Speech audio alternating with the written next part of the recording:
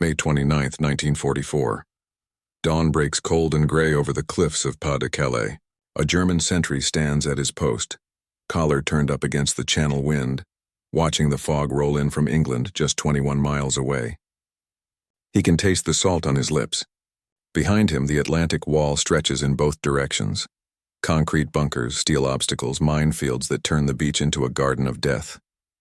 He lights a cigarette, cupping the flame against the breeze, and allows himself a thin smile. Let them come here, he thinks. Let them come to the narrowest point. We are ready. Across the fortifications of the 15th Army, 250,000 German soldiers share his confidence. They have been told again and again that when the invasion comes, and it will come here. To Pas-de-Calais. The shortest route. The most logical route. The only route that makes sense.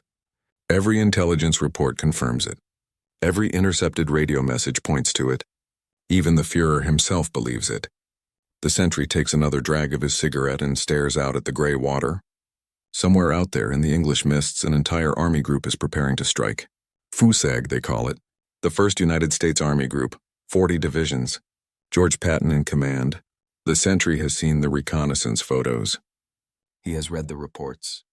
He knows they are coming, but he does not know, cannot know, that he is staring at the most elaborate deception in the history of warfare. That the army he fears does not exist. That the invasion he expects will not come. That in 9 days, hundreds of miles to the west, the real blow will fall on beaches he has barely heard of, defended by forces spread too thin because men like him are standing here, watching the wrong horizon, waiting for ghosts. The story of D-Day begins not on a beach in Normandy, but in the minds of men who understood that wars are won not only with guns and ships but with lies. In 1943, as Allied planners prepared for the liberation of Europe, they faced a brutal reality. Any invasion of Nazi-occupied France would be the most difficult amphibious operation ever attempted. The Germans knew it was coming. They had been preparing for 3 years. Erwin Rommel himself had been tasked with fortifying the coast. The Atlantic Wall, Hitler called it, though in truth it was less a wall than a series of strong points, some formidable, others still unfinished, stretching from Norway to the Spanish border. But wherever the Allies landed, they would face entrenched defenders, obstacles in the water, mines in the sand, and artillery pre-registered on every meter of beach. The first wave would suffer terrible casualties. If the Germans could concentrate their panzer divisions quickly enough, they might drive the invaders back into the sea before a beachhead could be secured. So the Allies decided to do something audacious. They would make the Germans expect the invasion in one place, and then strike somewhere else. They would feed German intelligence exactly what it wanted to hear. They would create an entire phantom army, complete with radio traffic, insignia patches, dummy landing craft, inflatable tanks, and false supply depots. They would deceive not just the low-level officers, but the high command itself.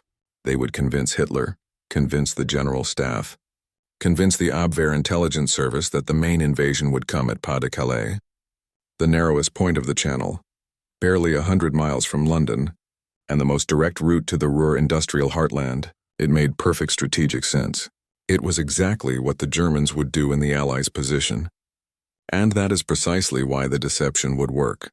The operation was codenamed Fortitude, and it became the largest, most intricate deception campaign in military history. Fortitude South focused on creating the fictional 1st United States Army Group, FUSAG, supposedly based in southeastern England, directly across from Pas-de-Calais.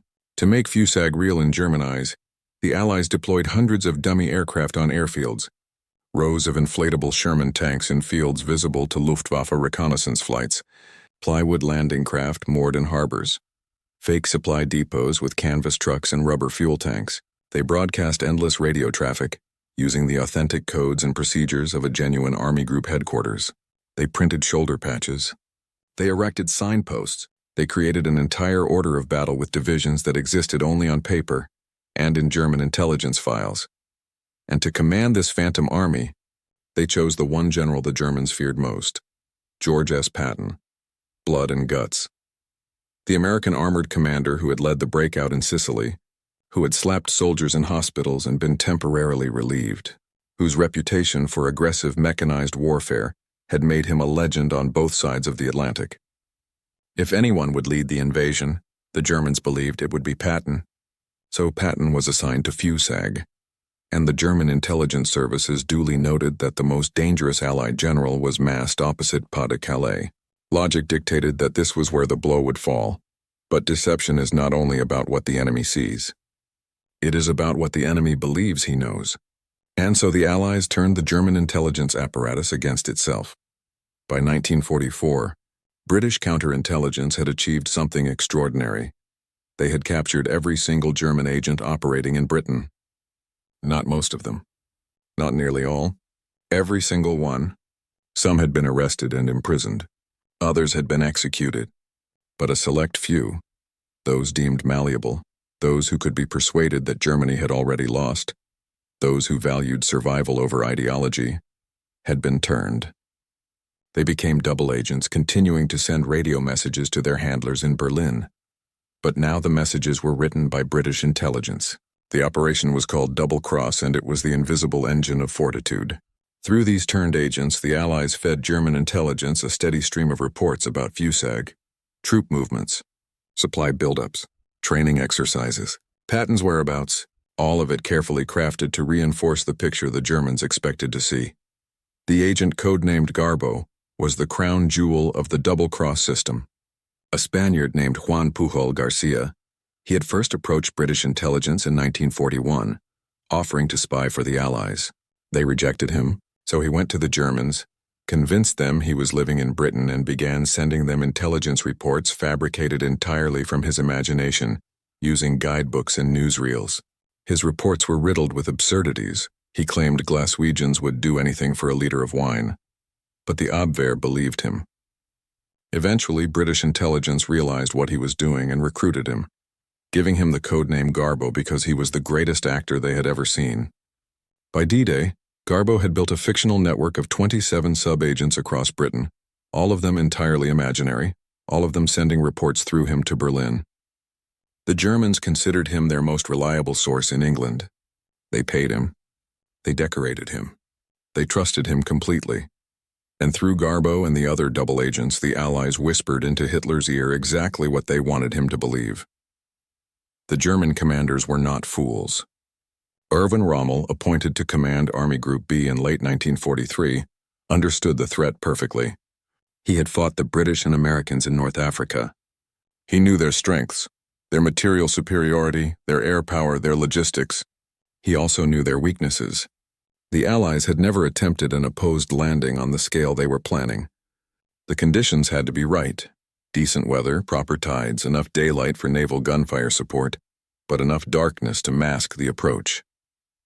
There were only a few days each month when the tides would be suitable, and there were only a few stretches of coast where the beach gradients and exits were favorable for a massive landing force. Rommel studied the maps. He inspected the fortifications.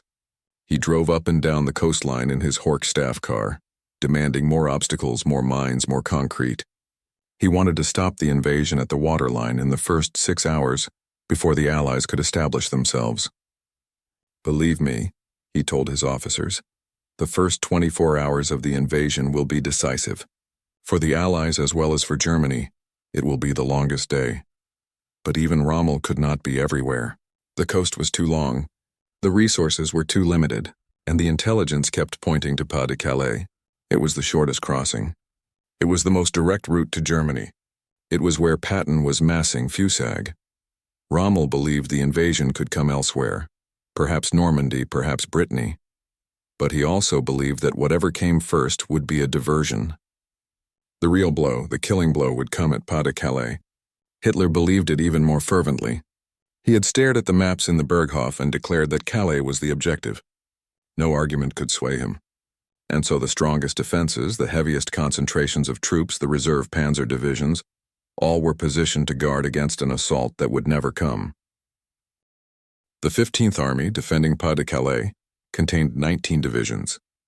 The 7th Army, stretched across Normandy and Brittany, had only 13, and many of those were static divisions, low-quality units filled with older men, men with stomach ailments on special diets, men recovering from wounds suffered on the Eastern Front. In the German calculus, Normandy was a secondary sector. Important, yes, but not decisive. If the Allies landed there, it would be a feint. The real invasion would come later at Calais, and that is where the mobile armored reserves would be needed. So when the reports came in on the night of June 5th, paratroopers dropping inland from the Normandy coast, gliders crashing into hedgerows, the rumble of a vast armada crossing the Channel, the German High Command hesitated. Rommel was in Germany, visiting his wife for her birthday, confident that the weather was too poor for an invasion. The panzer divisions needed Hitler's personal authorization to move, and Hitler was asleep and no one dared wake him. The reports were confusing. Perhaps this was the diversion. Perhaps the real blow was still to come at Calais. The 15th Army remained in place, waiting, watching the empty sea. Even as the first landing craft ground onto the beaches at Utah, Omaha, Gold, Juno, and Sword, even as men waded through the surf into machine gun fire, even as the battle raged and the beachheads began to take shape, the German High Command still believed the main invasion would come at Pas-de-Calais. Garbo sent an urgent message to his handlers. This is a diversion. The real attack is coming at Calais. Do not move the 15th Army. Berlin believed him. The 15th Army stayed in position. The panzers were held back. By the time the Germans realized the truth, it was too late. The Allies were ashore. The Atlantic Wall had been breached not at its strongest point, but at a place the Germans had thought secondary, defended by forces that were just a fraction of what could have been concentrated there if the deception had not worked. The German soldier at Pas-de-Calais expected glory. He expected to be at the center of the decisive battle. He had seen the maps. He had heard the briefings. He knew that across the Channel, Patton's army was waiting, coiled like a spring. He expected that when the invasion came, he would be in the thick of it, fighting for every meter of sand, holding the line against the onslaught, proving himself in the crucible of history's greatest battle. He expected to be the hero of the story. Instead, he waited. On the morning of June 6th, he heard the distant rumble of guns to the west, but no orders came. The radios crackled with confused reports. Something was happening in Normandy, but surely it was a diversion. The real attack was coming here. It had to be. Everything pointed to it. And so he remained at his post, scanning the gray horizon, watching for the invasion fleet that would never arrive. Days passed. Then weeks. The battle raged in Normandy, and still the 15th Army held its position, waiting for the second invasion that German intelligence insisted was coming. Entire divisions sat idle, their guns silent, their tanks immobile, while to the west their comrades bled and died trying to contain the Allied breakout. It was not until late July, nearly 2 months after D-Day, that the 15th Army was finally committed to the battle in Normandy. By then, the Allies had landed over 1 million men. The bocage fighting had been brutal, progress slow, but the beachhead was secure and expanding. When the 15th Army finally moved west, it was too late. The opportunity to drive the Allies into the sea had passed. The moment when the invasion was most vulnerable, the first hours, the first day, had been squandered because the German High Command had been looking in the wrong direction, deceived by radio signals from non-existent armies, by reports from double agents, by dummy tanks and plywood landing craft, by the greatest bluff ever played. The German soldier who had expected to fight the decisive battle at Pas-de-Calais found himself instead marching west into the inferno of the Falaise pocket, into the grinding attrition of the Normandy hedgerows, into a battle already lost. He had been cheated of his moment. He had stood ready at the place where he believed history would be made, and history had been made somewhere else without him. The invasion he had feared and anticipated had happened, and he had not been there to stop it. He had been guarding an empty stage, and the bitter truth sank in slowly over days and weeks as the reports filtered back, as the scale of the disaster became clear. They had been deceived. Not by a single lucky break, not by a tactical feint, but by a deception so vast, so complete, that it had paralyzed an entire army group. The intelligence they had trusted, the reconnaissance photos, the radio intercepts, the agent reports had all been lies. The army group they had feared did not exist. The general they had expected to lead the invasion had been a decoy. The obvious target had been a distraction. They had been played, and because they had been played, the war in the West was lost. History remembers D-Day for the courage of the men who stormed the beaches, who climbed the cliffs under fire, who pushed inland through the hedgerows of Normandy. And that courage was real, and those sacrifices were immense. But behind the thunder of naval guns and the roar of landing craft engines, there was another kind of weapon at work, the weapon of deception. The Allies understood something fundamental about warfare that the Germans, for all their tactical brilliance, had failed to grasp. They understood that the enemy's mind is the most important terrain. Convince the enemy he knows your plan and he will arrange his defenses accordingly. Then strike where he is weakest, where he least expects, and his strength becomes irrelevant. The deception did not end on D-Day. Even after the landings, the Allies continued the charade. Patton finally arrived in France weeks later, taking command of the real Third Army, but by then the damage was done. For weeks after June 6th, German intelligence continued to insist that Normandy was a diversion, that the real invasion, the bigger invasion, was still poised to strike at Pas-de-Calais. Garbeau's messages confirmed it. Other double agents corroborated it. Hitler believed it. The 15th Army remained in position, its divisions frozen in place by phantom threats while Normandy burned. When historians later examined German intelligence files, they found that even in late June and early July, OKW, the German High Command, estimated that the Allies had over 50 divisions still in England, waiting to launch the real invasion. In truth, the vast majority of Allied forces were already committed in Normandy. The Phantom Army had done its job so well that the Germans continued to believe in it even as the real armies were tearing their defenses apart. The scale of the German intelligence failure is difficult to overstate. The Abwehr, Germany's military intelligence service, had been thoroughly penetrated. Its agents in Britain were feeding it lies. Its aerial reconnaissance was being deceived by dummy equipment. Its signals intelligence was intercepting radio traffic from headquarters that did not exist. At every level, the picture it presented to German commanders was false. And because the false picture confirmed what the Germans already believed, that the invasion would come at the most logical point, they accepted it without sufficient skepticism. Confirmation bias, the analysts would call it later. The Germans saw what they expected to see and they ignored the warning signs. There were intelligence officers who questioned the reports, who wondered why the Allies would telegraph their intentions so obviously, who noted inconsistencies in the agent reports. But their doubts were overruled. The weight of evidence, false evidence carefully planted, was overwhelming, and so the trap closed. In the ruins of Berlin, 11 months later, as the Third Reich collapsed into ash and rubble, German officers would look back on D-Day and understand that it was the beginning of the end. Not because the Allies had superior numbers, though they did. Not because of air power or naval support, though those were decisive, but because the Germans had been outthought. They had been deceived so thoroughly that they had defeated themselves.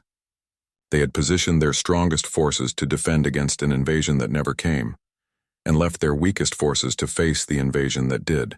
They had kept their reserves out of the battle during the critical hours when the beachhead was most vulnerable, waiting for a second landing that existed only in the minds of Allied deception planners. By the time they realized their mistake, the opportunity to win the battle had passed. Some historians argue that Germany had already lost the war by 1944, that the outcome was inevitable once the industrial might of America and the Soviet Union was fully mobilized. Perhaps that is true. But D-Day was the moment when the inevitable became irreversible. It was the moment when the Western Allies finally opened the Second Front, relieving pressure on the Soviets, trapping the Wehrmacht between two massive armies. And it succeeded not just because of bravery or firepower, but because of lies, because of phantom armies and double agents, because of inflatable tanks and plywood boats, because Allied intelligence officers understood that the human mind is the ultimate battlefield, and if you can control what the enemy believes, you can control what he does. The sentry at Pas-de-Calais, standing his watch on the morning of June 6th, heard the guns in the distance and waited for orders that never came. He believed he was at the center of history. He did not know he was in a sideshow, guarding a stage that would remain forever empty. He had been betrayed not by his own courage or competence, but by the intelligence services he trusted, by the maps he studied, by the logic that told him the invasion must come here, at the narrowest point where it made the most sense. He had been betrayed by reason itself because the Allies had made the reasonable choice look like a certainty. and then done the unreasonable thing. In war, the unexpected is the most powerful weapon. And on D-Day, the Allies wielded it with devastating effect. There is an object that appears again and again in the records of fortitude, a small thing, almost absurd in its ordinariness, the radio set. Not the massive transmitters of military headquarters, but the compact, portable sets used by German agents to send their messages back to Berlin. These radios were the instruments of deception. Through them flowed the lies that shaped the battle. In the hands of Garbo, in the hands of Brutus and Tricycle and the other double agents, these radios became weapons more powerful than tanks or artillery. They whispered into the ear of German intelligence, and through those whispers they paralyzed an entire army. Consider the weight of it. A radio set, perhaps 15 pounds, leather case worn from use, dials and knobs, and a Morse key, powered by batteries or mains current. In a safe house in London, a double agent sits at a table, transcribing the message that British handlers have prepared for him. He taps out the code groups, the letters forming words, the words forming sentences, the sentences forming intelligence reports that will be filed and analyzed and forwarded up the chain of command until they reach the desks of men who will move divisions based on what they read. The agent does not compose the message. He is merely the instrument, but without him, without the radio, without the Germans' belief that he is a loyal spy sending valuable intelligence, the deception collapses.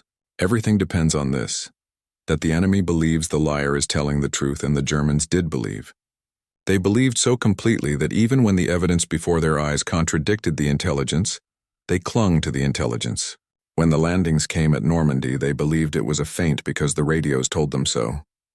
When no second landing came at Calais, they believed it was merely delayed because the radios told them the armies were still massing. The radios lied with a voice of authority, and authority was what the Germans craved. They wanted certainty. They needed to believe they understood the enemy's plan, and so they accepted the lies, not because the lies were perfect, but because the truth was too uncomfortable to accept, that they had been blind, that their intelligence network had been compromised, that the invasion could come anywhere, at any time, and they would not know until it was too late. The radio set became a symbol of the invisible war. The war fought not with bullets but with information. In that war, the Allies achieved total victory. They turned the German intelligence apparatus into a weapon against Germany itself. Every agent report, every intercepted radio signal, every reconnaissance photo of dummy equipment, all of it reinforced the deception. The Germans built their defensive strategy on a foundation of lies, and when the truth finally emerged, the foundation crumbled, and the strategy collapsed with it. After the war, when the full scale of Operation Fortitude was finally revealed, German generals were stunned. Rommel did not live to see the revelations. He died in October 1944, forced to take poison after being implicated in the July 20th plot against Hitler, but other commanders, interrogated by Allied intelligence officers, struggled to comprehend how thoroughly they had been deceived. "We knew the invasion was coming," one general said, "but we did not know where. And your deception made us certain we knew, and that certainty destroyed us." Another officer, reviewing the evidence, shook his head in disbelief. Every indication pointed to Calais. Every source confirmed it. How could we not believe it? We would have been fools to ignore such overwhelming evidence. But the evidence was manufactured. You made us fools by making us reasonable. The architect of the deception, Lieutenant Colonel John Bevan of the London Controlling Section, never sought publicity. After the war, he returned to civilian life. His role in one of history's greatest intelligence coups largely unknown outside classified circles. But those who worked with him understood what he had achieved. He had orchestrated a symphony of lies, each false note carefully composed to harmonize with the others, building to a crescendo that deafened the Germans to the truth. He had understood that deception is not a single trick, but a narrative. It must be consistent. It must be plausible. It must confirm the enemy's assumptions while subtly guiding him toward the wrong conclusion. And it must be sustained even after the truth begins to emerge, because the enemy's desire to believe the lie will persist as long as doubt remains. Fortitude succeeded because it gave the Germans what they expected: a rational enemy who would invade at the most logical point. The Allies understood that the Germans would analyze the situation, identify Pas-de-Calais as the obvious objective, and then look for confirmation. So the Allies provided confirmation in abundance. They made the lie easy to believe, and once the Germans believed it, their own cognitive biases did the rest. They filtered out contradictory information. They explained away anomalies. They committed resources to defend against the threat they expected, and in doing so, left themselves vulnerable to the threat they did not expect. This is the ultimate lesson of fortitude. The enemy is not defeated by firepower alone, but by uncertainty. Make the enemy doubt his own knowledge and he becomes paralyzed. Make him confident in false knowledge and he defeats himself. The Allies did both. They made the Germans doubt that Normandy was the real target, and they made them confident that Calais was. And in that gap between doubt and false certainty, the invasion succeeded. There is a photograph taken in the summer of 1944, after the breakout from Normandy, after the liberation of Paris, as Allied armies raced across France toward the German border. It shows a column of German prisoners, thousands of them, trudging down a dusty road, their faces blank with exhaustion and defeat. Among them are men from the 15th Army, men who spent 2 months at Pas-de-Calais waiting for an invasion that never came, men who finally marched west into a battle already lost. They carry no equipment. Their uniforms are torn and filthy. They look like what they are, the remnants of an army destroyed not only by force of arms but by deception. One wonders what they thought in the months and years after the war when they learned the truth. Did they feel anger at having been deceived? Did they feel shame at having been so thoroughly fooled? Or did they simply feel the weary resignation of men who had fought for a cause that was doomed from the start, who had believed their leaders and their intelligence services, who had done their duty and still lost because the enemy had played a deeper game? War is often described as a contest of wills, a test of courage and endurance, and it is those things. But it is also a contest of minds, a test of who can think more clearly, anticipate more accurately, deceive more effectively. The Allies won D-Day on the beaches of Normandy, but they won it first in the offices of the London Controlling Section, in the transmissions of double agents in the fields of inflatable tanks and plywood landing craft. They won it by understanding that the most powerful weapon is not the one that destroys the enemy's body, but the one that controls his mind. In the end, the story of fortitude is a story about the nature of truth and belief. The Germans believed they had excellent intelligence. They believed they understood the Allied plan. They believed they were prepared. And all of those beliefs were false, carefully cultivated by an enemy who understood that belief is not the same as truth, and that in war, what the enemy believes is more important than what is real. The sentry at Pas-de-Calais, staring out at the empty channel, believed he was standing at the threshold of history, and in a way he was, but not in the way he imagined. He was a player in the greatest deception ever staged, an extra in a theater of shadows waiting for a performance that would never begin. His vigilance was wasted. His readiness was irrelevant, because the real drama was unfolding somewhere else, on beaches he had barely heard of, against defenses weaker than his own, in a battle that would determine the fate of Europe while he stood guard over nothing. This is the ultimate irony of D-Day, that Germany's strongest army, its best prepared defenses, its most formidable concentration of force, all stood ready at the wrong place. Not because German commanders were incompetent, Rommel was one of the finest military minds of the war, but because they were rational. They analyzed the situation correctly. They identified the logical objective. They positioned their forces accordingly, and they were defeated not by superior logic but by superior deception. The Allies made the logical choice look inevitable, and then did something else, and so on June 6, 1944, as the sun rose over the beaches of Normandy, as landing craft churned through the gray water and men prepared to wade ashore into the teeth of German guns, the outcome of the battle was already being decided by choices made weeks and months before, choices about where to position divisions, choices about which intelligence to believe, choices shaped by deception so skillful that the enemy never realized he had been deceived until it was too late. The radio set sits silent now, a relic in a museum, its leather case cracked with age, its dials frozen, its batteries long dead. But once it carried lies that changed the course of history. Once it whispered into the darkness and armies moved at its command. Once it was the instrument of victory, wielded not by soldiers on a battlefield, but by intelligence officers in safe houses, by analysts at desks, by deception planners who understood that the mind is the ultimate battlefield, and that truth in war is whatever the enemy can be made to believe. And on a cliff in Pas-de-Calais, a sentry's post stands empty, guarding a beach where no invasion ever came, a monument to the power of deception, and to the fact that sometimes the greatest victories are won not by fighting the battle the enemy expects, but by making him fight a battle that never happens at all.